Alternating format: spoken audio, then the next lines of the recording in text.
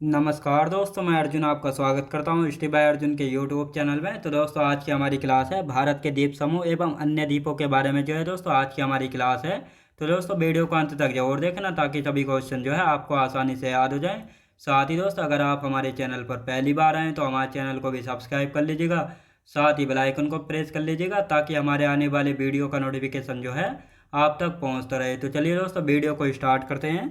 यानी आज की क्लास हमारे भारत के द्वीप समूह एवं अन्य द्वीपों के बारे में जो है आज की हमारी क्लास है। तो दोस्तों, यहाँ पर हेडिंग डाल लेते हैं भारत के द्वीप समूह। भारत के द्वीप समूह एवं अन्य द्वीपों के बारे में जो है दोस्तों आज की हमारी क्लास है। तो दोस्तों, 2 मिनट हम कल की क्लास का जो है पहले रिवीजन करेंगे। तो दोस्तों, हम कल की क्लास में पढ़ रहे थे उत्तर भारत का विशाल मैदान के बारे में। उत्तर भारत के विशाल मैदान की यदि बात की जाए तो इसका निर्माण कैसे हुआ था। जो उत्तर भारत का विशाल मैदान है, सिंधु गंगा ब्रह्मपुत्र नदियों द्वारा बहा के लाए गए अपसादों के निक्षेपण यानी जमाव से जो है इसका निर्माण हुआ था उत्तर भारत के विशाल मैदान का। और यदि बात की जाए इसका विस्तार, राजस्थान, पंजाब, हरियाणा, दिल्ली, उत्तर प्रदेश, बिहार, पश्चिम बंगाल व असम, इन सभी राज्यों में जो है इसका विस्तार था उत्तर भारत के विशाल मैदान का। साथ ही जो उत्तर भारत का विशाल मैदान था इसका विभाजन जो है 4 भागों में किया गया था: भाबर क्षेत्र, तराई क्षेत्र, बांगर क्षेत्र और खादर क्षेत्र। जिसमें से दोस्तों हम भाबर और तराई क्षेत्र के बारे में पहले ही जो है पढ़ चुके थे और आज की क्लास में हमारे 2 क्षेत्र रह गए थे, बांगर और खादर। और उसके बाद हम भारत के अन्य द्वीप समूहों के बारे में जानेंगे। तो दोस्तों, हमने जाना था भाबर क्षेत्र जो है शिवालिक हिमालय के दक्षिण में है। यहाँ पर वनस्पति नहीं पाई जाती। चौड़ाई 8 से 16 किलोमीटर। इस क्षेत्र की नदियाँ विलुप्त यानी अदृश्यमान हो जाती हैं और यह क्षेत्र जो है खेती के लिए उपयुक्त नहीं होता है। तराई क्षेत्र की बात की जाए तो यहाँ पर जो है घनी वनस्पति पाई जाती थी। चौड़ाई थी 20 से 30 किलोमीटर और यहाँ पर नदियाँ पुनः बाहर जो है आ जाती थी। यह क्षेत्र कृषि या खेती के लिए उपयुक्त तो माना जाता है। अब आते हैं दोस्तों बांगर क्षेत्र, जिसके बारे में आज हमें पढ़ना है। बांगर क्षेत्र की यदि बात की जाए तो यह क्षेत्र जो है नदी बेसिन से दूर पाया जाता है। यहाँ की मिट्टी जो है कम उपजाऊ होती है। खेती या कृषि के लिए जो है कम उपजाऊ मानी जाती है और यहाँ पर पुरानी जलोढ़ मिट्टी जो है पाई जाती है। अब दोस्तों, यहाँ पर हेडिंग डाल लेते हैं बांगर मिट्टी या बांगर क्षेत्र। बांगर क्षेत्र, दोस्तों बांगर क्षेत्र की यदि बात की जाए बांगर क्षेत्र की, तो यहाँ पर हम बांगर क्षेत्र के बारे में पढ़ने वाले हैं। तो इसके बारे में पहले लिख लेते हैं। बांगर क्षेत्र, यह क्षेत्र नदी बेसिन से दूर पाया जाता है। यह क्षेत्र नदी बेसिन से दूर पाया जाता है। याद रखें दोस्तों, यह क्षेत्र जो है नदी बेसिन से दूर जो है पाया जाता है। यहाँ की मिट्टी कम उपजाऊ होती है। यहाँ की मिट्टी कम उपजाऊ होती है। याद रखें दोस्तों, यहाँ की मिट्टी की यदि बात की जाए तो कम उपजाऊ होती। कैसी दोस्तों? कम उपजाऊ जो है होती है। खेती या कृषि के लिए कम उपजाऊ मानी जाती है। खेती या कृषि के लिए कम उपजाऊ मानी जाती है। याद रखें दोस्तों, कम उपजाऊ जो है मानी जाती है। अब बात करते हैं दोस्तों, यहाँ पर जो है पुरानी जलोढ़ मिट्टी पाई जाती है। यहाँ पर पुरानी जलोढ़ मिट्टी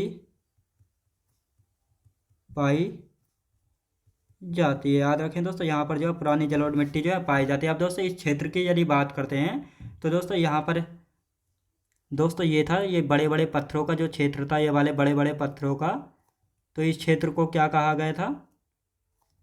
इस क्षेत्र को कहा गया था दोस्तों भाबर क्षेत्र कहा गया था। क्या कहा गया था दोस्तों? भाबर क्षेत्र कहा गया था। और इस क्षेत्र के नीचे ये छोटे छोटे कंकड़ों वाला जो पत्थर होता था, इसको किस क्षेत्र के नाम से जाना जाता था दोस्तों? इसको जाना जाता था, इस क्षेत्र को जाना जाता था तराई क्षेत्र के नाम से। किस नाम से दोस्तों? इस क्षेत्र को तराई क्षेत्र के नाम से जाना जाता था। और इसके नीचे दोस्तों यहाँ से जो है एक नदी निकल रही थी। याद रखें दोस्तों, यहाँ से जो है एक नदी निकल रही है इस प्रकार से। और जब नदी में बाढ़ आती है तो इसका पानी जो है यहाँ दूर तक तो जो है चला जाता है, यानी यहाँ दूर तक जो है चला जाता है। और ये वाला जो ये आगे का क्षेत्र, ये दोस्तों ये जो आगे का क्षेत्र है, तो ये कौन सा क्षेत्र कहलाता है? ये क्षेत्र कहलाता है बांगर क्षेत्र। कौन सा? ये बांगर क्षेत्र कहलाता है। और ये वाला जो क्षेत्र है, ये वाला ये क्षेत्र कौन सा कहलाता है? ये कहलाता है खादर क्षेत्र। खादर क्षेत्र। अब दोस्तों इसमें क्या फ़र्क है ये भी मैं आपको बता देता हूँ। यानी जब नदी जो है अपने साथ बाढ़ लेकर आती है, तो दोस्तों इसका पानी जो है ये दूर तक जब जाता है, जहाँ तक बाढ़ का पानी जाता है, तो वहाँ पर जो है नई जलोढ़ मिट्टी जो है जम जाती है, तो उसी को जो है खादर क्षेत्र कहा जाता है। लेकिन जो ये बांगर क्षेत्र है, यानी कभी पहले जो है यहाँ तक बाढ़ का पानी जो है आता होगा, लेकिन अब नहीं आता है, तो इसी को जो है पुरानी जलोढ़ मिट्टी जो है कहा जाता है। और यह क्षेत्र जो है बांगर क्षेत्र कहलाता है। क्या कहलाता है दोस्तों? बांगर क्षेत्र जो है कहलाता है। तो ये अब आपको अच्छे से याद हो गया होगा। अब आते हैं दोस्तों तीसरा चौथा क्षेत्र डालते हैं हेडिंग खादर क्षेत्र। खादर क्षेत्र यहाँ पर हेडिंग डाल लेते हैं खादर। खादर क्षेत्र। खादर क्षेत्र की यदि बात की जाए खादर क्षेत्र की, तो खादर क्षेत्र की क्या क्या विशेषताएं हैं, तो इनको भी जो है एक एक करके लिखने वाले हैं। यहाँ पर नई जलोढ़ मिट्टी पाई जाती है। नई जलोढ़ मिट्टी पाई जाती है। याद रखें दोस्तों, नई जलोढ़ मिट्टी पाई जाती है कहाँ पे दोस्तों? खादर क्षेत्र में। नदी बेसिन का आसपास का क्षेत्र होता है। नदी बेसिन के आसपास का क्षेत्र होता है। याद रखें दोस्तों, नदी बेसिन के आसपास का क्षेत्र जो है होता है। मिट्टी बहुत उपजाऊ होती है। मिट्टी बहुत उपजाऊ होती है। याद रखें दोस्तों, मिट्टी बहुत उपजाऊ जो है होती है। आपको याद रखना है। कृषि या खेती के लिए उपयुक्त मानी जाती है। कृषि या खेती के लिए उपयुक्त मानी जाती है। उपयुक्त मानी जाती है। याद रखें दोस्तों, कृषि या खेती के लिए जो उपयुक्त मानी जाती है, तो ये आपको याद रखना है। अब दोस्तों यहाँ पर बात करते हैं, इनका एक बार जो है रिवीजन कर लेते हैं, ताकि आप सभी को जो है अच्छे से याद हो जाए। तो यहाँ पर हम इनका दोनों क्षेत्रों का रिवीजन करेंगे दोस्तों। यहाँ पर हम बात कर रहे हैं बांगर क्षेत्र की। तो बांगर क्षेत्र, यह क्षेत्र जो है नदी बेसिन से दूर पाया जाता है दोस्तों। यानी जो ये वाला क्षेत्र है, तो इसको जो है क्या कहा जाता है? बांगर क्षेत्र जो है कहा जाता है। यहाँ की मिट्टी जो है कम उपजाऊ तो होती है, यानी इस क्षेत्र की जो मिट्टी है कम उपजाऊ जो है होती है। यह क्षेत्र खेती या कृषि के लिए जो है कम उपजाऊ जो है होता है। और यहाँ पर जो है पुरानी जलोढ़ मिट्टी पाई जाती है। याद रखें दोस्तों, यहाँ पर जो है पुरानी जलोढ़ मिट्टी जो है पाई जाती है। ये आपको अच्छे से याद रखना। कैसी मिट्टी पाई जाती है? पुरानी जलोढ़ मिट्टी जो है पाई जाती है। अब दोस्तों खादर क्षेत्र की बात की जाए, तो यहाँ पर जो है नई जलोढ़ मिट्टी पाई जाती है दोस्तों। ये रही नई जलोढ़ मिट्टी। जहाँ पर जो है बाढ़ का पानी आता है, वहाँ पर जो है नई जलोढ़ मिट्टी जो है जम जाती है, तो इसलिए इस क्षेत्र को खादर क्षेत्र जो है कहा जाता है। नदी बेसिन के आसपास का क्षेत्र होता है। मिट्टी बहुत उपजाऊ होती है और कृषि या खेती के लिए उपयुक्त तो मानी जाती है खादर क्षेत्र की मिट्टी। याद रखेंगे। तो दोस्तों हमारा जो भारत का उत्तर भारत का विशाल मैदान था, जिसको हमने 4 भागों में विभाजन किया था, भाबर था, तराई था और दोस्तों बांगर और खादर, तो ये चारों क्षेत्र जो हमारे कंप्लीट हो चुके हैं और अच्छे से हमने इनको जाना है। अब हमारा नया टॉपिक शुरू होता है भारत के द्वीप समूह।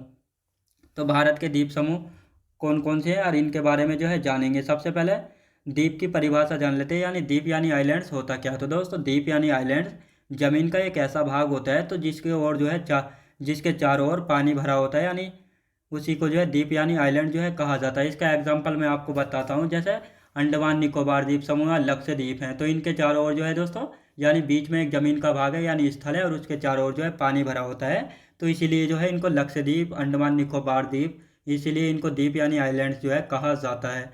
अब ये कहाँ कहाँ पर पाए जाते हैं? महासागर, सागर, झीलें व नदियों में जो है पाए जाते हैं। द्वीप की यदि बात करते हैं, द्वीप जमीन या भूमि का एक ऐसा भाग होता है जिसके चारों ओर पानी होता है, वह द्वीप यानी आइलैंड जो है कहलाता है। ये महासागर, सागर, झीलें व नदियों में जो है होते हैं। तो अब इन सभी को जो है लिख लेते हैं। हेडिंग डालेंगे दोस्तों भारत के द्वीप समूह। यहाँ पर हेडिंग डाल लेते हैं भारत के द्वीप समूह। भारत के द्वीप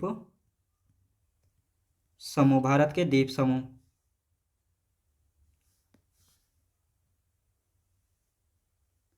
तो दोस्तों ये हमने एक आइलैंड यानी द्वीप जो है बना लिया। ये क्या है दोस्तों, एक द्वीप जो है बना लिया है। और इसके चारों ओर जो है ये वाटर हमने पानी जो है भर दिया है।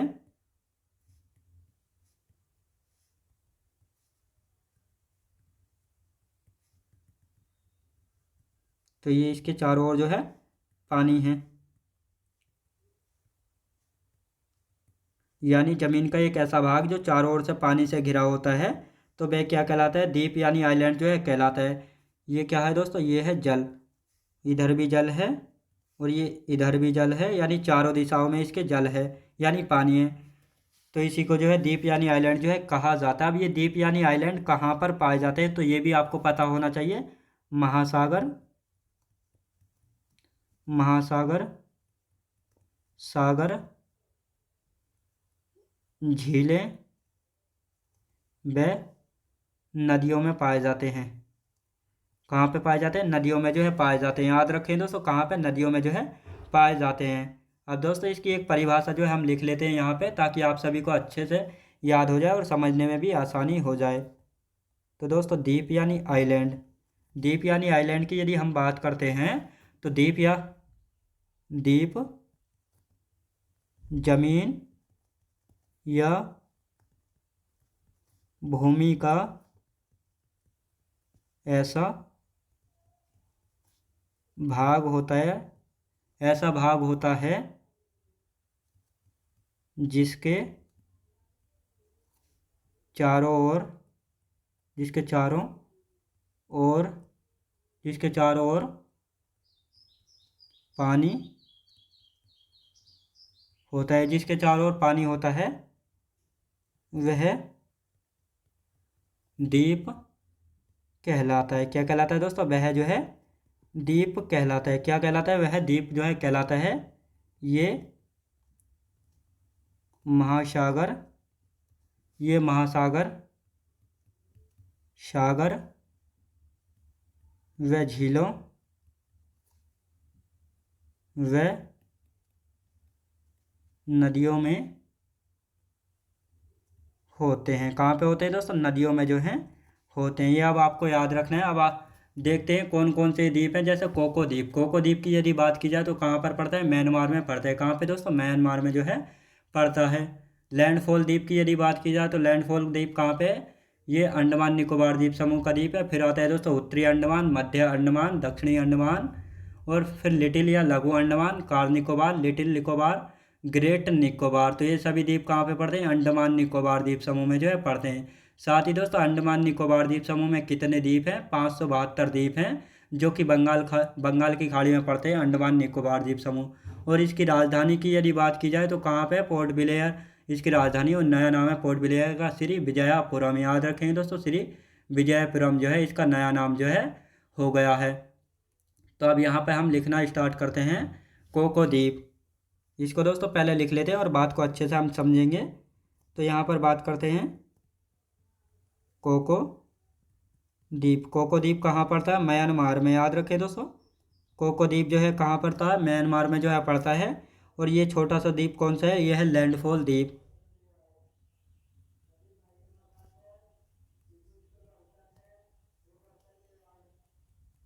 ये है दोस्तों लैंडफॉल द्वीप। लैंडफॉल की द्वीप के नीचे पड़ता है यहाँ पे, ये कौन सा द्वीप है, ये है दोस्तों उत्तरी अंडमान। उत्तरी अंडमान, उत्तरी अंडमान की यदि बात की जाए तो उत्तरी अंडमान व कोको द्वीप के बीच कौन सी संधि होती है, तो ये भी आपको याद रखना है। कौन सी जल संधि है दोस्तों, कोको जल संधि। याद रखें दोस्तों, कोको जल संधि। साथ ही दोस्तों यहाँ पे आपको पता लग जाएगा कौन कौन सी जल संधि किस किस द्वीप के बीच में पड़ती है। याद रखें दोस्तों, कोको जल संधि। अब यहाँ पर बात करते हैं उत्तरी अंडमान के नीचे जो है एक द्वीप पड़ता है। क्या नाम है दोस्तों, उसका है मध्य अंडमान। कौन सा है, मध्य अंडमान। और ये मध्य अंडमान जो है पूरे अंडमान निकोबार द्वीप समूह का जो है सबसे बड़ा द्वीप है। याद रखें दोस्तों, जो ये मध्य अंडमान है ये पूरे अंडमान निकोबार द्वीप समूह का जो है सबसे बड़ा द्वीप है। साथ ही याद रखेंगे। और दोस्तों यहाँ पर जो उत्तरी अंडमान है इसी के सामने जो है एक छोटा सा द्वीप पड़ता है, नारकोंडम द्वीप। नारकोंडम कोंडम द्वीप। नारकोंडम द्वीप आपको पता होगा, यह एक ज्वालामुखी द्वीप है लेकिन निष्क्रिय ज्वालामुखी है। कैसा है दोस्तों? निष्क्रिय यानी मृत ज्वालामुखी या सुषुप्त ज्वालामुखी है। निष्क्रिय ज्वालामुखी, निष्क्रिय का मतलब होता है मृत, यानी सुषुप्त ज्वालामुखी यानी इस समय जो है सोया हुआ ज्वालामुखी है, बल्कि एक्टिव नहीं है। याद रखें दोस्तों, एक्टिव नहीं है यानी सक्रिय नहीं है। और साथ ही मध्य अंडमान के सामने एक द्वीप और पड़ता है जिसका नाम है दोस्तों बैरन द्वीप। बैरन द्वीप, बैरन द्वीप की यदि बात की जाए तो बैरन द्वीप जो है एक सक्रिय ज्वालामुखी है। याद रखें दोस्तों, कौन सा? सक्रिय ज्वालामुखी, सक्रिय ज्वालामुखी द्वीप है। याद रखें दोस्तों, सक्रिय ज्वालामुखी द्वीप कौन सा है भारत में? बैरन द्वीप है। और बैरन द्वीप जो है एकमात्र भारत का ऐसा सक्रिय ज्वालामुखी यानी अब भी एक्टिव है। इससे जो है क्या क्या निकल रहा है? लावा, गैसें व बहुत सारी मेघमा, पानी, ये सब चीज़ जो है निकलती है। याद रखेंगे। अब इसी के नीचे जो है ये छोटे छोटे द्वीप और पड़ते हैं बैरन द्वीप के पास में। हैवलॉक द्वीप, हैवलॉक द्वीप, हैवलॉक द्वीप हो गया। और कौन सा है दोस्तों? हैवलॉक द्वीप के बाद दोस्तों नील द्वीप, नील द्वीप। ये सभी दोस्तों द्वीप कहाँ पर पड़ते हैं? तो ये सभी अंडमान निकोबार द्वीप समूह में जो है पड़ते हैं। अभी मैंने आपको बताया था अंडमान निकोबार द्वीप समूह में कितने द्वीप पड़ते हैं। तो अंडमान निकोबार द्वीप समूह में जो है 572 द्वीप है, छोटे छोटे। याद रखें दोस्तों। अब मध्य अंडमान की यदि बात की जाए तो मध्य अंडमान के नीचे जो है कौन सा द्वीप पड़ता है? तो मध्य अंडमान के नीचे पड़ता है दक्षिणी अंडमान। कौन सा है? दक्षिणी अंडमान है, दक्षिणी अंडमान। और दक्षिणी अंडमान की यदि बात की जाए तो दक्षिणी अंडमान आपको पता होगा, इसी दक्षिणी अंडमान पर जो है पोर्ट ब्लेयर राजधानी है। याद रखें दोस्तों, पोर्ट ब्लेयर, पोर्ट ब्लेयर जो है अंडमान निकोबार द्वीप समूह की राजधानी है। लेकिन इसके नए नाम की यदि बात की जाए तो इसका नया नाम क्या हो गया? श्री विजयापुरम जो है इसका नया नाम जो है हो गया। क्या दोस्तों? इसको लिख लेते हैं, श्री विजयापुरम। श्री विजयापुरम जो है इसका नया नाम हो गया किसका दोस्तों? पोर्ट ब्लेयर का नया नाम है श्री विजयापुरम, जो कि किसकी राजधानी? अंडमान निकोबार द्वीप समूह की जो है राजधानी है। अब साथ ही दोस्तों दक्षिणी अंडमान के नीचे कौन सा द्वीप पड़ता है? लिटिल अंडमान या लघु अंडमान जो है पड़ता है। लिटिल अंडमान या लघु अंडमान, दोनों नामों से इसको जाना जाता है। लिटिल अंडमान या लघु अंडमान के नाम से जो है जाना जाता है। अब साथ ही दोस्तों ये दक्षिणी अंडमान है और लिटिल अंडमान है, इनके बीच में एक जल संधि पड़ती है जिसका नाम क्या है? तो ये भी आपको पता होना चाहिए। इसका नाम है डंकन पास, यानी डंकन पास जो है किन दो द्वीपों को अलग करता है? इस प्रकार से यहाँ से क्वेश्चन बनता है। तो डंकन पास जो है दक्षिणी अंडमान व लिटिल अंडमान को जो है अलग करने का काम करता है। ये आपको अच्छे से पता होना चाहिए। अब दोस्तों लिटिल अंडमान के नीचे जो है एक द्वीप पड़ता है छोटा सा, कौन सा है? अंडमान, लिटिल अंडमान के नीचे कौन सा द्वीप पड़ता है? कार निकोबार। कौन सा है दोस्तों? कार निकोबार द्वीप जो है कहाँ पे पड़ता है? तो ये पड़ता है अंडमान निकोबार द्वीप समूह में पड़ता है। लेकिन किसके नीचे पड़ता है? ये पड़ता है लिटिल या लघु अंडमान के नीचे। अब इन दोनों के बीच में कौन सी जल संधि है? तो 10 डिग्री चैनल। कौन सा दोस्तों? 10 डिग्री चैनल। 10 डिग्री चैनल जो है किन दो द्वीपों को अलग करने का काम करता है? ये भी आपको हाथों हाथ जो है पता लग रहा है। किसको अलग करने का काम करता है? लिटिल अंडमान व कार निकोबार को अलग करता है। अब कार निकोबार के नीचे कौन सा द्वीप पड़ता है दोस्तों? लिटिल निकोबार। कौन सा है? लिटिल निकोबार। याद रखें दोस्तों, लिटिल निकोबार जो है पड़ता है। लिटिल निकोबार के नीचे कौन सा द्वीप पड़ता है? लिटिल निकोबार के नीचे कौन सा द्वीप है? तो ये दोस्तों ग्रेट निकोबार, ग्रेट निकोबार। और ग्रेट निकोबार की यदि बात की जाए तो यही ग्रेट निकोबार है। यहाँ पर जो है इंदिरा पॉइंट पड़ता है दोस्तों, इंदिरा पॉइंट, जो कि भारत का दक्षिणतम बिंदु है। इंदिरा पॉइंट, इंदिरा पॉइंट कहाँ पे पड़ता है? तो इंदिरा पॉइंट जो है ग्रेट निकोबार द्वीप पर पड़ता है, जो कि भारत का दक्षिणतम बिंदु है। किसका दोस्तों? भारत का जो है दक्षिणतम बिंदु है। अब बात आती है दोस्तों अंडमान निकोबार द्वीप समूह के बारे में अच्छे से जानेंगे। अंडमान निकोबार द्वीप समूह में जो है 572 द्वीप है, जो कि बंगाल की खाड़ी में स्थित है। अंडमान निकोबार द्वीप समूह, तो इसको यहाँ पे लिखना स्टार्ट करते हैं। अंडमान एंड निकोबार, अंडमान एंड निकोबार की यदि बात की जाए तो ये दोस्तों कहाँ पे है? ये बंगाल की खाड़ी में पड़ता है। बंगाल की खाड़ी में। कहाँ पे है दोस्तों? बंगाल की खाड़ी में पड़ता है। और साथ ही दोस्तों इसमें कितने द्वीप हैं, तो इसमें जो है 572 द्वीप हैं। अंडमान निकोबार द्वीप समूह कितने 572 द्वीप हैं। अभी इसकी राजधानी की यदि बात की जाए तो राजधानी लिख लेते हैं, लेकिन मैंने अभी आपको बता दिया है क्या है राजधानी, पोर्ट ब्लेयर है। पोर्ट ब्लेयर जो है इसकी राजधानी है। अभी इसका नया नाम रख दिया गया है दोस्तों। पोर्ट ब्लेयर का नए नाम की यदि बात की जाए तो नया नाम क्या है, श्री विजयापुरम। श्री विजयापुरम जो है इसका नया नाम रख दिया गया है दोस्तों, पोर्ट ब्लेयर का। और साथ ही 10 डिग्री चैनल जो है किन दो द्वीपों को अलग करने का काम करता है, तो इसको लिखेंगे 10 डिग्री चैनल। 10 डिग्री चैनल की यदि बात की जाए तो ये किन दो द्वीपों को अलग करने का काम करता है, लघु अंडमान व कार निकोबार को अलग करता है।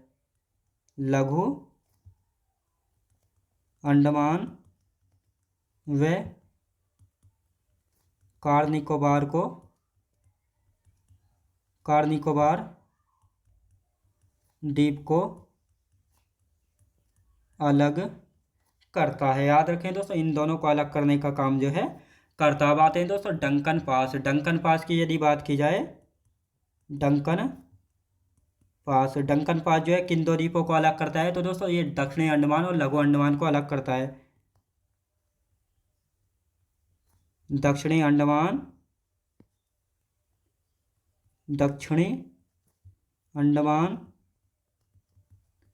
व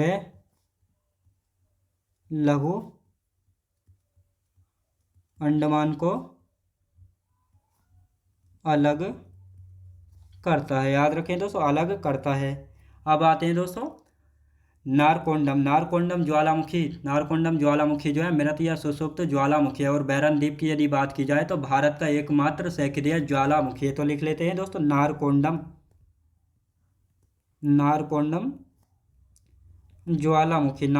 ज्वालामुखी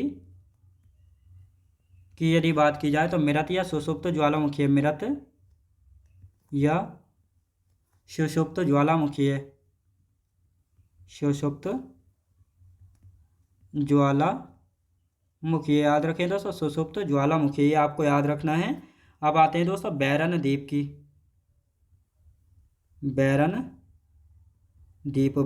की यदि बात की जाए तो भारत का एकमात्र सक्रिय ज्वालामुखी द्वीप है। भारत का एकमात्र सक्रिय ज्वालामुखी याद रखें दोस्तों, भारत का जो एकमात्र सक्रिय ज्वालामुखी है कौन सा, बैरन द्वीप। ये आपको अच्छे से पता होना चाहिए। अब आते हैं दोस्तों अंडमान निकोबार द्वीप समूह का सबसे उत्तरी द्वीप कौन सा है, लैंडफॉल द्वीप है। याद रखें दोस्तों, यानी अंडमान निकोबार द्वीप समूह का सबसे उत्तरी द्वीप कौन सा है, तो ये लैंडफॉल द्वीप है। तो इसको भी जो है यहाँ पे लिख लेते हैं अंडमान निकोबार द्वीप समूह का सबसे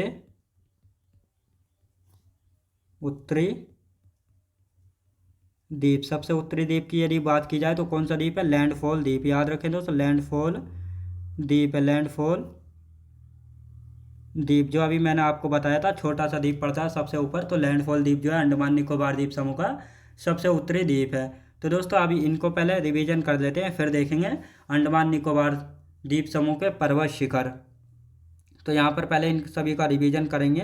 तो दोस्तों अब हम यहाँ पर बात करते हैं भारत के द्वीप समूह की। तो भारत का द्वीप यानी आइलैंड, ज़मीन का एक ऐसा भाग जो यहाँ से द्वीप यानी आइलैंड, ज़मीन का एक ऐसा भाग या भूमि का ऐसा भाग जो जिसके चारों ओर जो है पानी या जल भरा होता है, तो उसको द्वीप यानी आइलैंड जो है कहा जाता है। ये कहाँ पर पाए जाते हैं, महासागर, सागर, झीलें व नदियों में जो है पाए जाते हैं। याद रखें दोस्तों कहाँ पे, नदियों में जो है होते हैं।